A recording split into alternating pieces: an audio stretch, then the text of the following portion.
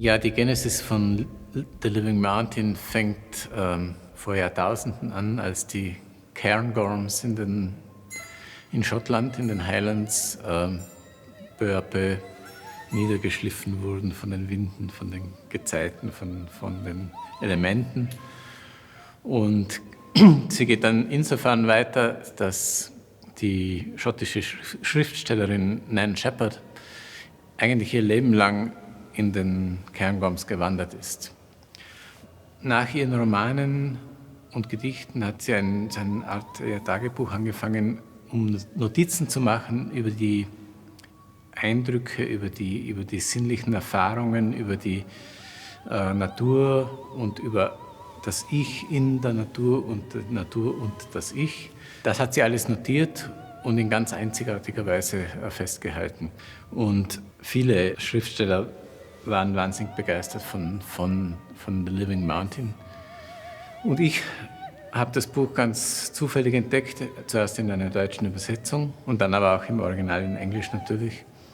Und habe immer wieder gelesen und es immer wieder diese Texte irgendwie auf ein paar für mich wesentliche Sätze reduziert und wie soll man sagen, eingedampft.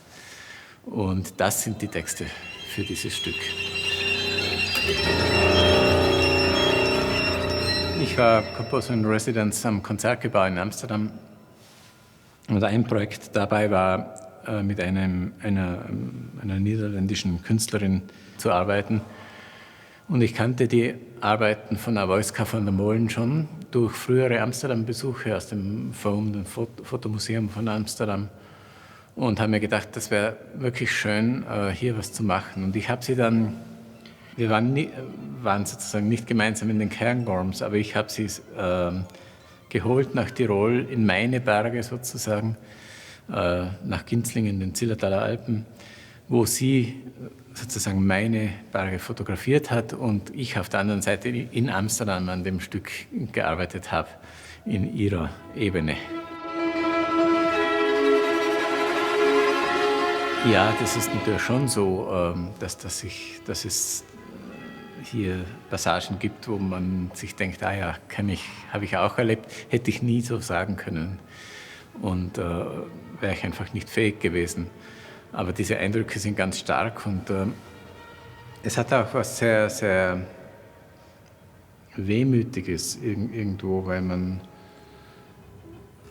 ich meine, es gibt ja keine Natur mehr, vor allem nicht in den Bergen. Also diese Illusion, dass irgendetwas in den Alpen unberührt wäre, ist ja schon längst vorbei und jetzt schon gar, wo wir alle Gletscher systematisch niederschmelzen.